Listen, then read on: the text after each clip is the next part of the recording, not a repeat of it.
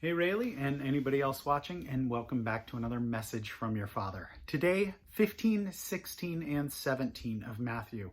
If you remember, we looked at some of Jesus's parables yesterday at specifically a glance at what the kingdom of heaven is like. Beyond that, we also saw John the Baptist's beheading. We saw Jesus feeding the 5,000, and then also the walking on water. So famous stories, all of those. But today, 15, 16, and 17, the clean and unclean, the faith of the Canaanite woman feeding the 4,000, two separate stories there. The Pharisees and Sadducees, Jesus predicting his death, the Transfiguration, the story of the demon-possessed boy, the temple tax. There is a lot here in just these three chapters, 15, 16, and 17. So, chapter 15. Then some Pharisees and teachers of the law came to Jesus from Jerusalem and asked, "Why do your disciples break the tradition of the elders? They don't wash their hands before they eat." Jesus replied, "And why do you break the command of God for the sake of your tradition? For God said, 'Honor your father and mother,' and anyone who curses his father or mother must be put to death. But you say that if a man says to his father or mother, 'Whatever help you might have otherwise received from me is a gift devoted to God,' he is not to honor his father with it. Thus you nullify the word of God for the sake of your tradition. You hypocrites! Isaiah was right when he prophesied about you. 'These people honor me with their lips, but their hearts are far from me. They worship me in vain. Their teachings are but rules taught by men.'" Jesus called the crowd to him and said, "Listen and understand. What goes into a man's mouth does not make him unclean, but what comes out of his mouth, that is what makes him unclean." Then the disciples came to him and asked, "Do you know that the Pharisees were offended when they heard this?" He replied, "Every plant that my heavenly Father has not planted will be pulled up by the roots. Leave them. They are blind guides. If a blind man leads a blind man, both will fall into a pit." Peter said, "Explain the parable to us." "Are you still so dull?" Jesus asked them. "Don't you see that whatever enters the mouth goes into the stomach and then out of the body? But the things that come out of the mouth come from the heart, and these make a man unclean. For out of the heart come evil thoughts, murder, adultery, sexual immorality, theft, false testimony, slander. These are what makes a man unclean. But eating with unwashed hands does not make him unclean." Leaving that place, Jesus withdrew to the region of Tyre and Sidon. A Canaanite woman from that vicinity came to him, crying out, "Lord, Son of David, have mercy on me. My daughter is suffering terribly from demon possession." Jesus did not answer a word. So his disciples came to him and urged him, "Send her away, for she keeps crying out after us." He answered, "I was only sent to the lost sheep of Israel." The woman came and knelt before him. "Lord, help me," she said. He replied, "It is not right to take the children's bread and toss it to their dogs." "Yes, Lord," she said, "but even the dogs eat the crumbs that fall from their master's table." Then Jesus answered, "Woman, you have great faith. Your request is granted." And her daughter was healed from that very hour. Jesus left there and went along the Sea of Galilee.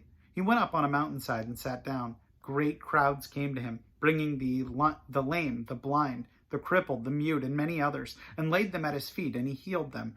The people were amazed when they saw the mute speaking, the cripple made well, and the lame walking, and the blind seeing, and they praised the God of Israel. Jesus called his disciples to him and said, "I have compassion for these people. They have already been with me 3 days and have nothing to eat. I do not want to send them away hungry, or they may collapse on the way." His disciples answered, "Where could we get enough bread in this remote place to feed such a crowd?" "How many loaves do you have?" Jesus asked. "7," they replied, "and a few small fish." He told the crowd to sit down on the ground. Then he took the 7 loaves and the fish, and when he had given thanks, he broke them and gave them to the disciples, and they in turn to the people. They all ate and were satisfied. Afterward, the disciples picked up 7 basketfuls of broken pieces that were left over, and the number of those who ate was 4,000, besides women and children. After Jesus had sent the crowd away, he got into the boat and went into the vicinity of Magadan. Chapter 16. The Pharisees and Sadducees came to Jesus and tested him by asking him to show them a sign from heaven. He replied, "When evening comes, you say it will be fair weather, for the sky is red, and in the morning Today it will be stormy, for the sky is red and overcast. You know how to interpret the appearance of the sky, but you cannot interpret the signs of the times. A wicked and adulterous generation looks for a miraculous sign, but none will be given it except the sign of Jonah." Jesus then left them and went away. When they went across the lake, the disciples forgot to take bread. "Be careful," Jesus said to them. "Be on your guard against the yeast of the Pharisees and Sadducees." They discussed this among themselves and said, "It is because we didn't bring any bread." Aware of their discussion, Jesus asked, "You of little faith, why are you talking amongst yourselves about having no bread? Did you not still understand? Don't you remember the 5 loaves for the 5,000, or the many basketfuls you have gathered, or the 7 loaves for the 4,000? How many basketfuls have you gathered? How is it you don't understand that I was not talking to you about bread? Be on your guard against the yeast of the Pharisees and Sadducees."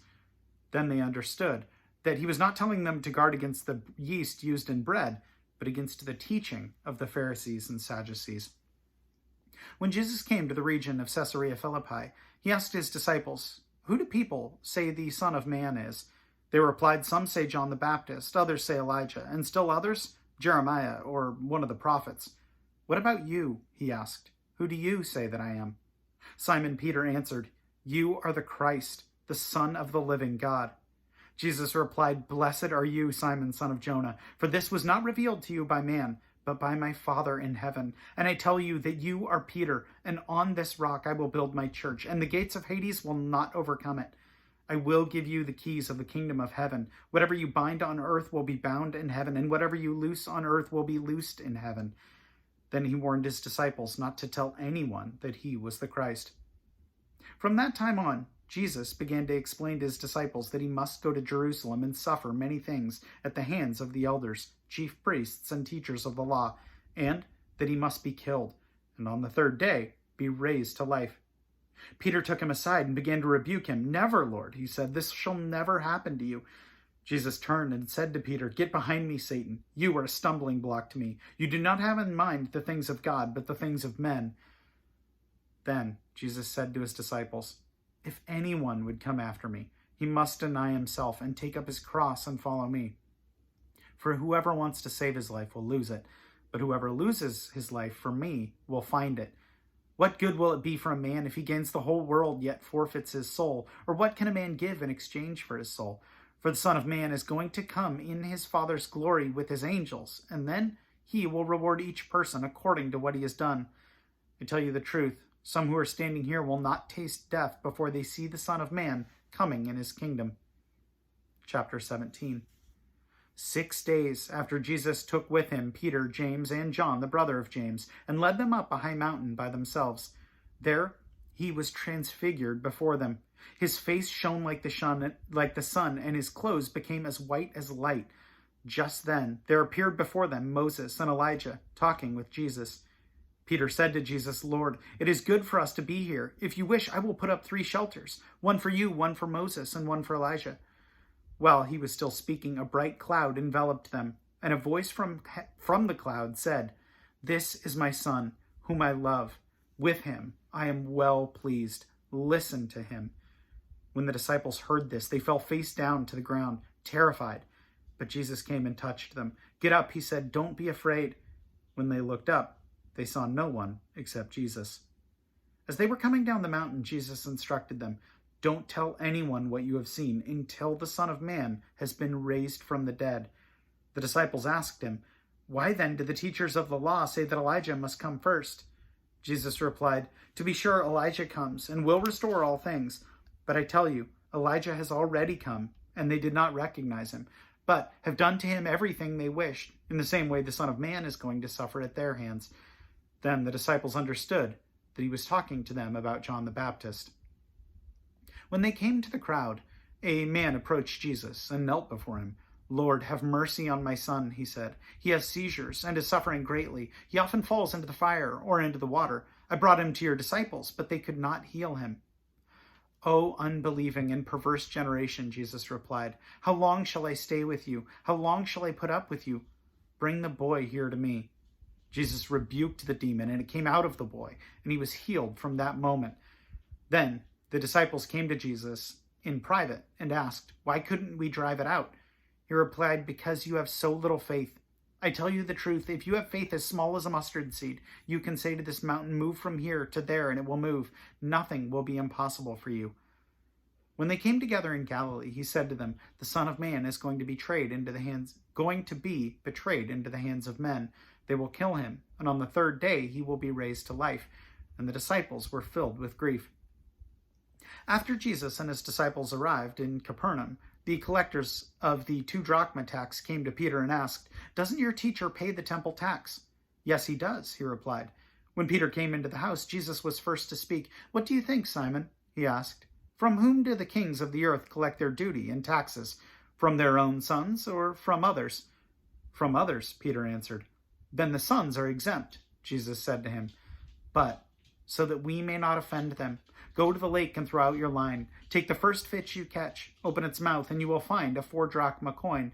Take it and give it to them for my tax and for yours." So again, just there's so much going on there.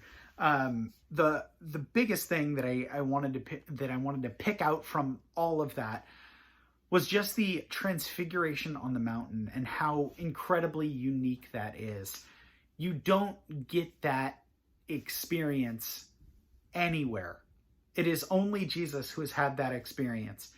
And that is absolutely incredible. I mean, and it's his disciples that come to that and he himself, but then it is confirmed from God and from a voice speaking from the clouds and Jesus shining like the sun. I mean, that is absolutely incredible. I think that should be a recognition to us. And really my prayer for you is that you remember that we don't just serve someone who claimed to be God, but someone who from just a couple fish and loaves of bread can feed thousands, someone who can walk on water, and someone whose very appearance was changed in the blink of an eye. And his own disciples saw that and were just floored. And I think that's so important to remember. It's not just someone out there claiming, "Hey, I'm God," but all of this has followed hundreds and thousands of years of prophecy about Jesus.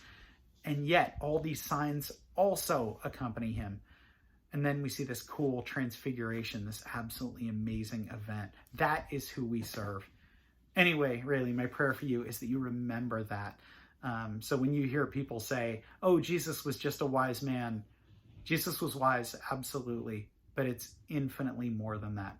Anyway, know that I'm praying that for you. For anyone else that is watching, as always, appreciate you so much, and I will plan on seeing you tomorrow. Have a good one.